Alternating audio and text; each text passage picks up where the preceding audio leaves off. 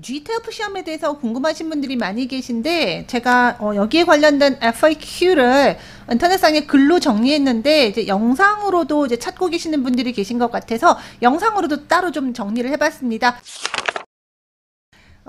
일단 이 GTF는요, 이 공인영어 시험이고요. 이제 정말 속된 말로 요즘 뜨고 있습니다.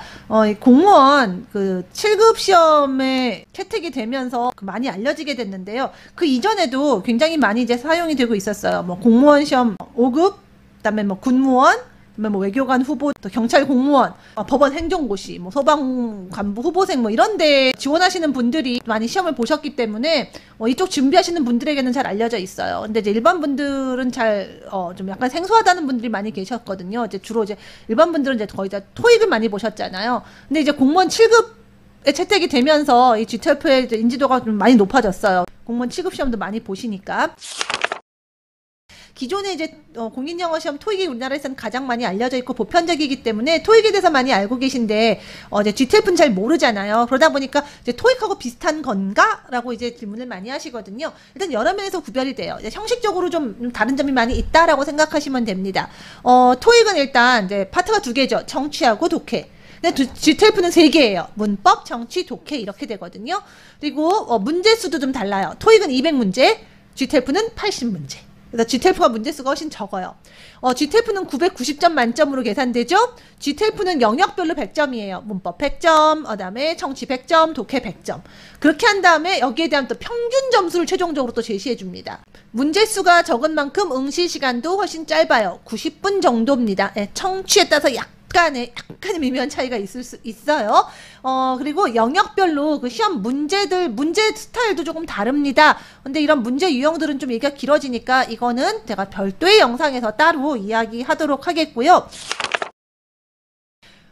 GTF 같은 경우에 그 2급 수준이 어떻게 되느냐라고 많이 물으세요. 예, GTF는 사실 등급 시험입니다.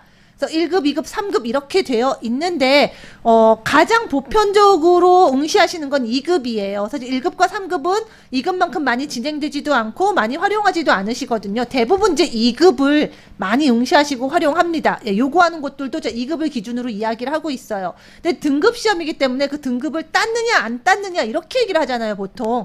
그걸 이제 GTF에서는 mastery라고 하는 단어를 써서 이야기합니다. 그래서 일단 GTF 2급 mastery, 그러니까 2급을 땄다라고 하면은 이게 어느 수준인 거냐? 이제 그렇게 얘기를 설명을 하자면 보통 이제 다양한 상황에서 대화가 가능하고 업무 상담, 그다음에 해외 연수 같은 게 가능하다. 뭐 이렇게 얘기를 하고 있어요. 그런데 사실 이게 말하기 시험을 직접적으로 평가한 게 아니기 때문에 사실 뭐 말하기 능력에 따라서 이게 동의가 될 수 있고 안 될 수도 있잖아요. 개인차가 굉장히 심할 수 있습니다. 보통 문법, 독해, 청취를 이 정도 하시는 분이 말도 이 정도 하니까 라고 미루어서 이렇게 얘기한 게 이렇다는 얘기고, 실제로 특히 우리나라 학생들 같은 경우는 말하기와 말하기 아닌 영역의 그 능력 차이가 좀 많이 나기 때문에 실제 2급 마스터리 따신 분들이 이 설명에 해당하는 영어가 정말 가능한가에 대해서는 뭐 장담할 수는 없습니다. 그리고 다른 시험하고 좀 비교를 해보자면 역시 시험마다 또 특성이 다르고 성격이 달라서 이게 정말 정확하다고 할 수 없겠지만 가장 일반적인 가이드라인 기준으로 보았을 때 GTF 2급 마스터리는 토익 한 800점 수준이라고 얘기를 하고요. 토플로 보자면 IBT로 90점 수준이다 라고 얘기는 합니다. 물론 굉장히 개인차가 있을 수 있다라는 거 다시 한번 당부를 드리고요. 자, 그럼 도대체 그 마스터리는 몇 점 받아야 되는 거냐라고 물으실 수 있는데요. 한마디로 말하면 100점 만점에 이제 75점, 각 영역별로 75점 이상 득점해야지 마스터리다 라고 생각을 하시면 돼요. 근데 만약에 이제 다른 그 영역별로 다 75점이 아니라 한 개가 이제 75점이 안 될 때가 있잖아요. 그러면 그때는 near mastery라고 하는 등급이 주어집니다. 즉 마스터리 근접 뭐 이렇게 이해할 수 있겠죠. 그런데 우리나라에서는 이 등급이 별로 의미가 없어요. 왜냐하면은 어떤 등급으로 요구하는 게 아니라 GTF 2급 마스터리가 요구된다 이렇게 얘기하는 게 아니라 그냥 점수로 이야기를 하고 있거든요. 그래서 마스터리냐 니어 마스터리냐 보다는 그냥 점수를 기준으로 이야기를 하셔야 될 경우가 더 많이 있을 겁니다. 예를 들어서 공무원 7급 또는 뭐 법원 행정고시 뭐 군무원 5급 뭐 이런 것들에 여러분이 이제 점수를 제출한다라고 하실 때는요. 전체 평균 점수 65점이 되셔야 돼요. 그러니까 65점이라고 하는 건 사실 마스터리가 아니잖아요. 그리고 전체 평균이기 때문에 어느 영역이 75점 이상이다 아니다 뭐 이런 게 의미가 없어요. 그냥 어쨌든 전체 평균이 그냥 65점만 넘으면 된다라는 거예요. 그래서 등급은 의미가 없고 국내에서는 활용하실 때 점수를 기준으로 보셔야 된다라는 거. 마스터리냐 니어 마스터리냐 이거 의미 없다라는 거. 그래서 점수 기준이에요. 뭐 예를 들어 좀 더 얘기해 드리자면 뭐 외교관 후보자 같은 경우는 88점. 그러니까 마스터리가 되는 거잖아요. 사실 88점이면은 전체 영역 다 75% 이상이고 마스터리를 받았다 하지만 점수가 어쨌든 평균 점수가 88점이 안 된다 하면 외교관 후보자 제출에는 기준이 미달이라고 볼 수 있다라는 거죠. 예, 군무원 7급 같은 경우는 이제 47점 넘으셔야 돼요. 그러니까 뭐 마스터리도 안 되고 니어 마스터리도 안 되죠. 그거보다는 많이 낮은 점수죠. 하지만 뭐 그거 상관없다는 거예요. 그러니까 47점만 넘으면 돼요. 평균 47점 넘으면 된다. 이렇게 생각하시면 돼요. 그래서 여러분들이 여러분이 이제 그 GTF 시험을 본다라고 했을 때는 여러분이 이제 그 GTF 시험을 어디다 제출할 것이냐에 따라서 거기서 요구하는 점수를 기준으로 여러분이 공부를 하셔야 됩니다. 시험에서 이야기하는 마스터리냐, 니어 마스터리냐를 기준으로 보지 마시고요. 물론 어떤 특정 시험을 목표로 공부하는 게 아니라 나의 그냥 영어 능력을 측정하기 위해서 그리고 공인영어 점수 정도를 하나를 받아두고 싶어서 시험을 본다라고 하셨을 때에는 그때는 이제 이런 이제 등급들을 좀 더 기준으로 생각해 보실 필요가 있겠고요.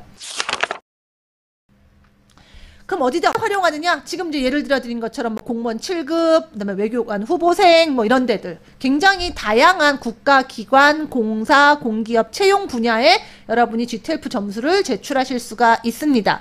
뭐 그 외에도 뭐 세무사, 노무사, 변리사, 카투사 선발 뭐 이런 데에도 활용하실 수 있고요. 관광통역 안내사, 호텔 관리사 같은 자격증 취득에서도 예, GTF 점수 제출하실 수 있는 경우 많이 있어요. 굉장히 많이 있어요. 그리고 또 대기업 들 중에서도 GTF 점수 받는 곳 있고요. 대학교 신입생 선발에도 GTF 점수 제출할 수 있는 곳들이 있습니다. 이건 정말 그야말로 뭐 모든 대기업 전부, 모든 대학교 전부가 아니라 그런 곳이 있다는 거니까 뭐 정말 개별적으로 여러분이 이제 확인해 보실 수가 있습니다. 따라서 여러분이 뭐 정말 지원하고자 하는 분야에서 그 요구 조건에 공인영어 시험에 GTF가 포함이 돼 있다면 여러분이 뭐 다른 공인시험 말고 뭐 GTF가 여러분에게 좀 더 유리하겠다, 괜찮겠다라고 생각되면 이제 GTF를 선택할 수 있다. 뭐 이런 식으로 이제 이해할 수 있겠죠. 응시 자격은 초중고 대학생 일반인 다 가능해요. GTF 시험 보실 때 필요한 신분증만 구비할 수 있다면 누구나 응시 가능하다라고 생각하시면 되겠습니다. 접수 어디서 하느냐? 이제 GTF 코리아 웹사이트 있습니다. 온라인 신청하시면 되겠고요. 뭐 여러분 지역별로 방문 접수도 가능해요. 그래서 웹사이트 보시면 방문 접수처도 알아보실 수 있는데 뭐 요즘은 다 거의 다 온라인으로 접수하죠. 인터넷 접수하시면 방문하는 것보다 기간도 5일 더 연장돼요. 굳이 여러분이 굳이 발품 팔아 가실 필요는 없을 것 같고요. 시험 어디서 보느냐? 예, 서울, 수원, 대전, 대구, 부산 등 전국에 지금 응시처가 있어요. 근데 아주 토익만큼 아주 깨알같이 많은 장소들이 있지는 않습니다만 이 GTF는 지금 점점점 수요가 늘고 있습니다. 그래서 응시처도 지금 점점점 늘어나고 있어요. 그래서 여러분들이 시험 신청하실 때 또 추가된 응시처가 어디 있는가 이런 것도 이제 수시로 확인해 보시면 아마 점점점 이제 여러분 가까운 곳으로 응시처가 늘어나는 것들 뭐 장기적으로 보면 확인하실 수 있지 않을까 기대하고 있습니다. 시험은 매달 볼 수 있나요? 또 이 질문도 많이 하시는데 예, 매달 2회씩 격주로 진행되고 있어요. 그리고 그 1년치 정기 시험 일정이 그 GTF 코리아 사이트 들어가시면 쫙 공지가 돼 있습니다. 그래서 미리 여러분이 응시 계획 세우실 때 참고하실 수 있으니까 사이트 들어가서 한번 확인해 보시고요. 성적표 언제 나오나 이거 되게 중요하잖아요. 매달 2번 진행되고 성적이 5일 내에 나와요. 5일. 정말 짧죠. 그래서 특히 빠른 시간 안에 급하게 공인영어 점수 필요하신 분들이 GTF 많이 찾으시더라고요. 예, 시험도 매달 2번이고 성적도 금방 나오니까 급하신 분들이 많이 선택합니다. 자, 이미지 잠깐 간단하게 보시고요. 성적표 보는 방법에 대해서는 제가 또 별도의 영상으로 또 이야기를 나중에 드리도록 할게요. 지금 영상 촬영 시점 기준으로 현재 응시료는 이렇습니다. 전체 시험 시간은요 90분이라고 얘기 드렸죠. 그리고 파트별 시간 제한이 없어졌어요. 예, 그 제한 규정이 폐지됐어요.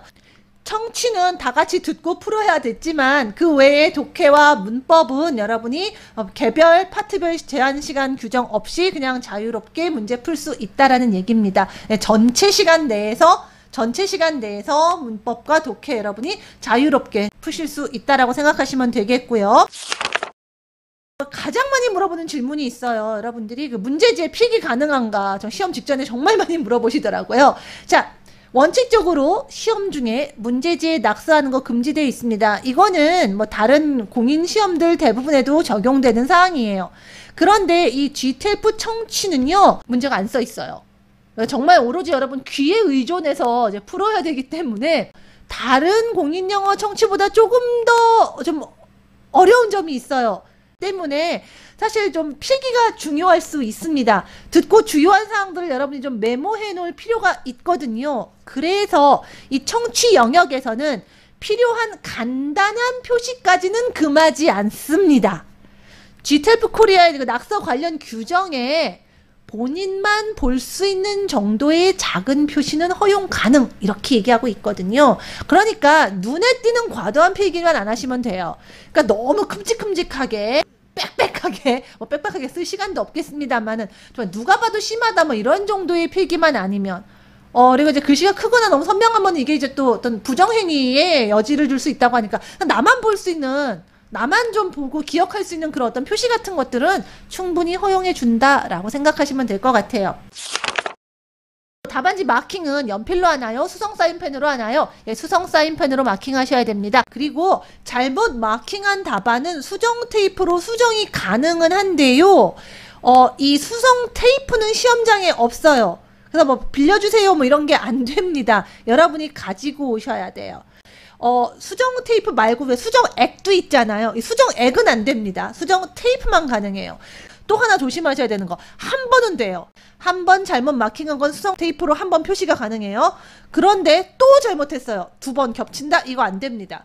그래서 한 번 정도는 가능한데 여러분 수정 테이프 여러 번 쓸 것 같다 싶으시면 그냥 답안지 교체하셔야 되고요. 그보다 더 좋은 건 가능하면 수정할 일 없게 한 번에 마킹할 수 있도록 익숙해지는 연습을 하시는 겁니다. 이 수정 테이프 사용하고 이거 뭐 겹치면 또 안 되고 뭐 이러는 것도 번거롭고 그러다 결국 답안지 교체하다 보면 시간도 허비되고 또 다시 전체 옮겨 적다가 실수하고 이런 일들 벌어지거든요. 가능하면 이런 OMR 카드 작성하는 어떤 그런 요령 자체에도 여러분이 익숙해지시는 것을 저는 권해드리고 싶어요. 자, 그 외에 이제 주의사항 중에 하나가 이제 그 신분증이에요. 이게 이상하게 신분증 준비 안 해가지고 시험 당일날 이제 문제 있는 경우들 많이 있더라고요. 예, 토익 시험장에서도 그런 사례들 제가 종종 듣거든요. 주민등록증, 그다음에 여권, 예, 기간 만료 안 돼야 됩니다. 기간 유효한 여권, 그다음에 운전면허증, 그다음에 군신분증 가능해요. 그래서 요 4가지 중에 하나 있으시면 뭐 문제가 없는데 이제 문제가 되는 경우가 뭐냐면 대학생들 학생증 안 됩니다. 대학교 학생증 안 돼요. 자, 요거 기억하시고요. 그다음에 주민등록증 안 나온 초중고생들 있잖아요. 학생들. 주민등록증 나온 고등학생 괜찮은데 그 이전에 어린 학생들은 어떻게 하느냐? 이 학생들은 학교장 직인이 철인된 학생증 아니면 재학증명서 제시하시면 돼요. 그런데 일단 그래서 좀 정신이 없으니까 아주 간단하게 얘기하자면 주민등록증, 유효기간 있는 여권, 운전면허증, 군신문증. 그래서 요 4가지 아니면 요거 4가지 아니면 나머지는 여러분이 일단 그냥 GTF 코리아에 사전에 문의하세요. 그냥 문의하시는 게 제일 좋아요. 이런 거 나중에 뭐 되나요? 당일날 막 물어보고 안 된다고 울고불고 이러는 것보다는 이 4가지 아닌 거, 이 4가지를 준비할 수 없는 상황이라면 그냥 미리 물어보시고 거기에 맞춰서 여러분 준비하시면 되겠습니다. 그다음 마지막으로 이 GTF 시험 한 달에 2번 격주로 정기시험 진행된다고 얘기 드렸어요. 그 외에 정기시험이 아니라 이제 그 수시시험이라는 게 있어요. 따로. 이거는 여러분이 기업체 채용하시거나 국가고시 할 때는 인정이 안 됩니다. 대부분의 기업체나 국가고시에서는 아니에요. 그러니까 수시는 약간 그 수시를 진행하는 그 단체 내에서만 유효한 경우가 많이 있거든요. 그래서 가능하면 여러분 수시 시험 성적을 갖고 있는데 이거를 다른 데다 활용하고 싶다 하시면 이제 미리 그 제출처에다가 물어보시는 게 좋고요. 제일 좋은 건 수시 시험 성적은 그 내에서 유효한 거니까 그냥 정기 시험 한 번 더 보셔서 정기 시험 점수를 가지고 다양한 곳에 편하게 그냥 활용하실 수 있도록 준비하시는 게 좋다라는 얘기입니다. 자, 이렇게 해서 GTF 시험에 대한 여러 가지 궁금증들 한번 정리해 봤는데요. 혹시 더 궁금하신 사항 있으시면은 댓글로 알려주시면 제가 또 따로 영상을 통해서 답변 드리는 시간 갖도록 하겠습니다. 자, GTF 준비하시는 분들 잘 준비하셔서 원하시는 성적 꼭 받으세요.